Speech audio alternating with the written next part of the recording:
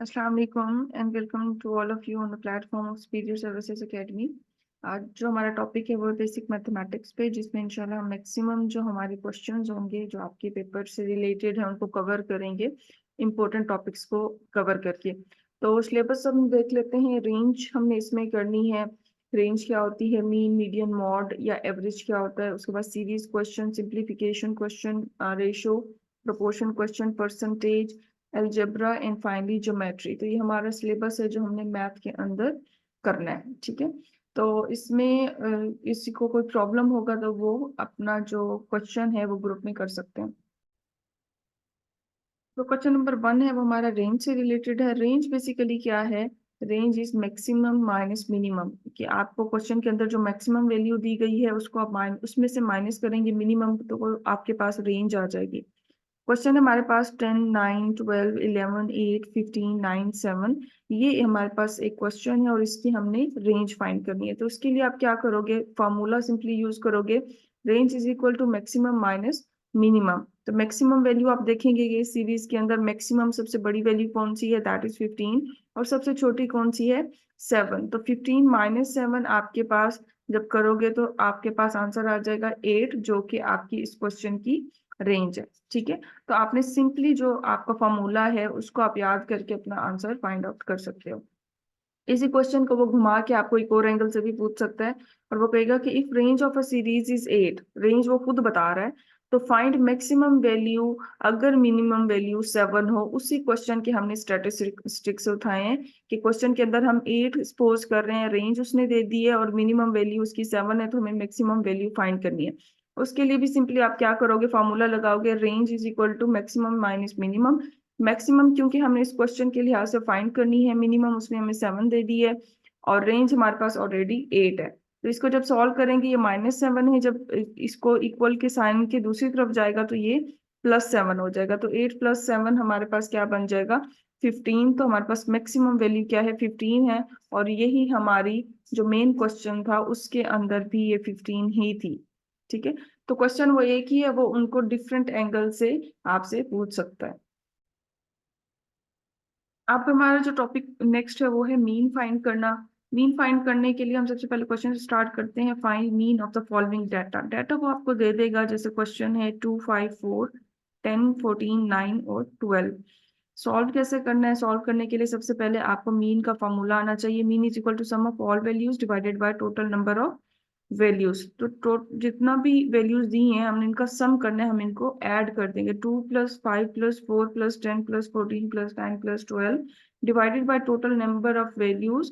के टोटल हैं कितनी ये वैल्यूज, काउंट करेंगे 1, 2, 3, 4, 5, 6, 7। तो 7 से हम डिवाइड कर देंगे, इसको ऐड करेंगे, हमारे पास 56 बनेगा। टोटल 7 से डिवाइड करेंगे तो 8 हमारे पास मीन आ जाएगा। ये जो हमारे पास सीरीज है, ये जो हमारे पास नंबर्स हैं, इसका इस डाटे का। अब क्वेश्चन नंबर 2, इसको घुमा के अगर वो पूछे तो वो क्या कहेगा कि if mean of 7 values is is 8, तो आपने क्या फाइंड करना है, सम फाइंड करना है। If mean of 7 values is 8, तो आपको सम फाइंड करना है। ठीक है, तो उससे वही वैल्यूज हमने यहाँ पे उठाई हैं, हम सिंपली क्या करेंगे, फॉर्मूला लिखेंगे। फॉर्मूला क्या है, mean is equal to sum of all values divided by total number of values. Sum क्योंकि हमने फाइंड करना है, x लिखेंगे, टोटल नंबर ऑफ वैल्यूज उसने हमें 7 बताई हैं, और मीन जो है उसने हमें 8 बताया है। तो यहाँ पे 7 को हम दूसरी तरफ ले जाएंगे, क्योंकि यहाँ पे डिवाइड हो रहा है तो इधर जाके ये मल्टीप्लाई होगा। तो x इज इक्वल टू क्या आएगा, 7 × 8, और ये 56 आएगा। जो ये वही 56 है, सम है, हमने सम फाइंड किया है ना, तो ये वही सम है जो ऑलरेडी हमने यहाँ पे सम फाइंड किया था। ठीक है, तो वो इसमें भी एक ही क्वेश्चन को डिफरेंट एंगल से आपसे पूछ सकता है, जिसको आप फर्दर सॉल्व कर सकते हो। ठीक है,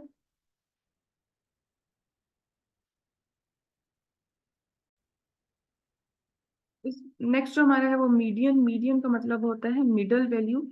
लाइक आपके पास, आप सपोज कर रहे हो कि 1 और 3 आपके पास वैल्यू दी गई है, और आपको कहते हैं मिडल वैल्यू निकालो, तो 1 और 2, 3 के दरमियान 2 ही है, तो इसकी मिडल वैल्यू क्या है, 2 है। तो इस तरह अब हम जब जाते हैं यहाँ पे एग्जाम्पल करते हैं, क्वेश्चन करते हैं। उसमें कहा है कि क्वेश्चन है 5, 8, 16, 12, 22, 10, 9, 18 और 17।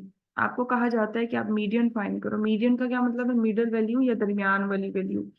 तो ये क्वेश्चन करने के लिए स्टेप 1 आपको क्या करना पड़ता है? आपको अरेंज करना पड़ता है डाटा।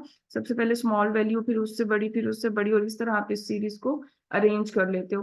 तो इसको अरेंज करने के बाद हमारे पास जो सीरीज बनी है वो है 5, 8, 9, 10, 12, 16, 17, 18, 22। स्टेप 2 क्या करोगे? आप काउंट करोगे कि ये इवन नंबर्स हैं या ऑड हैं। मतलब नंबर की तादाद, जो इसके अंदर नंबर्स हैं उनकी आप टोटल कितने नंबर्स हैं वो तादाद फाइंड करोगे। 1, 2, 3, 4, 5, 6, 7, 8, 9, टोटल कितने हैं? 9 है, और ये एक ऑड नंबर है। तो इसमें आप क्या करोगे कि 4 आप स्टार्ट वाले जो हैं वो नंबर्स निकाल दोगे, और 4 ही आप एंड वाले नंबर्स निकाल दोगे। इक्वल नंबर्स को आपने कैंसिल करना है, 4 स्टार्ट वाले, 4 एंड वाले। तो मिडल में आपकी एक ही वैल्यू बचती है, दैट इज 12, और यही 12 आपकी मीडियन है। ठीक है, इन केस ऑफ अगर आपके टोटल नंबर्स क्या हैं? ऑड हैं। लाइक 1 है, 3, 5, 7, 9, 11 ऑड नंबर्स हैं। लेकिन अगर आपके क्वेश्चन के अंदर जो नंबर्स हैं वो इवन हैं, जैसे यहाँ पे हैं 1, 2, 3, 4, 5, 6, 7, 8 इवन नंबर्स हैं, तो उस केस में भी सबसे पहले आप अरेंज करेंगे डाटा। उसके बाद आप काउंट करेंगे। इवन नंबर्स हैं, इवन नंबर्स के केस में आप क्या करोगे? 2 मिडल में वैल्यूज बचेंगी। तो 3 वैल्यूज आप इस केस में जो है वो स्टार्ट वाले नंबर्स एक्सक्लूड करेंगे, 3 एंड वाले।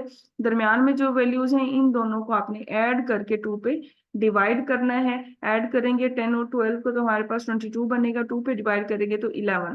तो इस वक्त हमारी जो मिडल वैल्यू है वो क्या है? 11 है, जो 10 और 12 के दरमियान है। ठीक है, तो इस तरह से आप इवन और ऑड और डाटा को अरेंज करके आप मीडियन फाइंड कर सकते हैं। नेक्स्ट जो हमारा है वो है मॉड। मॉड क्या होता है? Most repeated value. ठीक है, आपको क्वेश्चन दे दिया जैसे हम प्रीवियस कर रहे थे, यहाँ पे भी क्वेश्चन है 15, 12, 10, 11, 13, 19, 22 और 13। अब वो कहते हैं कि इस सीरीज के अंदर वो नंबर जो सबसे ज्यादा दफा आया है आपने वो फाइंड करना है, और वही आपका मॉड होता है। अब इस पहले क्वेश्चन के अंदर देखें तो बाकी सब नंबर एक एक दफा है, लेकिन 13 जो है ये 2 टाइम्स आया है, तो इस वजह से ये बाकी नंबर से तो ज्यादा बार आया है, तो इस वजह से 13 is mod of this series. Question 2 आता है 39, 42, 34, 37, 39, 44, 34। ठीक है, इस क्वेश्चन के अंदर 39 जो है वो 2 दफे रिपीट हुआ है, एक यहाँ पे आया, एक यहाँ पे। और इस क्वेश्चन के इसी में 34 भी 2 दफा ही रिपीट हुआ है, बाकी कोई नंबर रिपीट नहीं हुआ। तो इस क्वेश्चन में 39 और 34 दोनों ही मॉड्स हैं, और इसको बाई मॉडल भी कहा जाता है। बाई का मतलब होता है 2, कि इसके अंदर 2 नंबर इक्वल टाइम रिपीट हो रहे हैं। अब इनमें से एक भी कम होता है और एक ज्यादा होता है तो हम ज्यादा वाले को कंसीडर करते, लेकिन यहाँ पे ये भी 2 दफा रिपीट हो रहा है 39, और 32 भी 2 दफा ही आया है, तो इस वजह से ये दोनों ही इस क्वेश्चन के अंदर क्या है?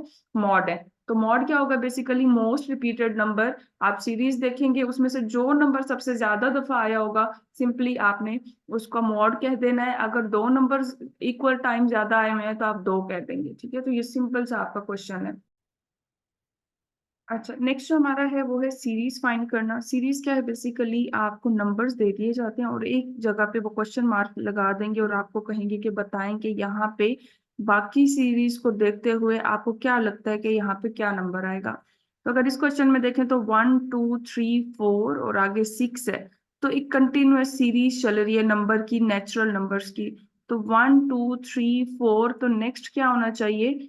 नंबर के आगे 6 है, तो यहाँ पे 5 नंबर होगा। एक सिंपल नंबर ऑफ सीरीज चल रही है और आगे आपके पास 6 है, तो 1, 2, 3, 4, 5, 6 एक सीरीज चल रही है, और प्रीवियस के अकॉर्डिंग इसको देख के हमने ये वाला आंसर जो है खुद ही डिडक्ट किया है कि ये हो सकता है। इसके अलावा एक और तरीका क्या है कि आप इसको डिफरेंस या ऐड वाले मेथड से देख सकते हो कि 1 इसमें +1 किया है तो आपके पास 2 आया है, फिर 2 है, 2 में +1 किया है तो आपके पास 3 आया है, 3 है, 3 के अंदर +1 किया है तो आपके पास 4 आया है। अब 4 है तो 4 के अंदर +1 करेंगे तो जो नंबर आएगा वो हमारा यहाँ का आंसर होगा। तो 4 के अंदर आप एक ऐड करते हो तो वो 5 हो जाता है, और 5 के अंदर फिर आप एक ऐड करते हो तो आपके पास 6 हो जाता है। तो इस तरह आप जब ज्यादा प्रैक्टिस कर लेते हो तो आपको देखने से पता चल जाता है कि यहाँ पे क्या आएगा। इन केस वो समझ ना आ रहा हो तो आप 2 डिजिट्स के दरमियान क्या चीज ऐड हो रही है उसको आप फॉलो करते हुए आंसर निकाल सकते हैं। जैसे यहाँ पे हर नंबर के अंदर क्या ऐड हो रहा है, क्वेश्चन नंबर 2 है इसका, कि क्वेश्चन दे दिया उसने, कहा कि 2 4 6, क्वेश्चन मार्क लगा दिए कि यहाँ पे क्या आएगा अगर यहाँ पे 10 हो। तो हमें देखने से लग रहा है कि ये क्या चल रहा है, इवन नंबर्स चल रहे हैं, 2 4 6, तो अगला 8 होना चाहिए, क्योंकि फिर अगला वेरीफाई भी कर रहा है कि 10। तो ये इवन नंबर की सीरीज चल रही है, 2 4 6 8 10 12 14 16 18। ठीक है, एक तो ये सिंपल देखने से पता चल रहा है। दूसरा, सिंपली आप फिर वही तरीका करोगे कि 2 से 4 क्या हुआ, +2, अगर 2 के अंदर 2 ऐड करें तो 4 होगा। फिर आगे क्या है, 4 के अंदर उन्होंने 2 ऐड किया तो 6 हुआ। 6 के अंदर फिर 2 ऐड करेंगे तो हमारे पास 8 होगा। आपने प्रीवियस देखना है कि क्या प्रोसेस हो रहा है, जो प्रोसेस हो रहा होगा उसी को आपने आगे कंटिन्यू रखना है, और जहां भी आपसे नंबर पूछ ले आपने उसको आंसर दे देना है। ठीक है, यहाँ पे है 1 3 5 7, तो यहाँ पे क्या आएगा, नेक्स्ट 11 है। तो दोनों तरीकों से आप इसको देख सकते हैं। अगर डिफरेंस वाला मेथड कुछ समझ ना आ रहा हो तो आपने डिफरेंस लेके देखना है कि इसमें क्या चीज ऐड हो रही है या क्या चीज माइनस हो रही है। तो 1 में 3 आया है, तो इसमें क्या हुआ होगा, 2 को ऐड किया है, 1 + 2 3 हुआ है। 3 से 5 कैसे हुए, 3 में 2 को ऐड किया है तो जाके 5 हुआ है। 5 से 7 कैसे हुआ है, इसमें भी 2 ऐड किया है। अब हर किस में क्या होगा कि नेक्स्ट वाले में 2 2 ऐड हो रहा है, तो अगर हमने इसको फाइंड करना है तो हम क्या करेंगे, 7 में 2 को ऐड करेंगे तो हमारे पास यहाँ पे क्या आ जाएगा, 9 आ जाएगा।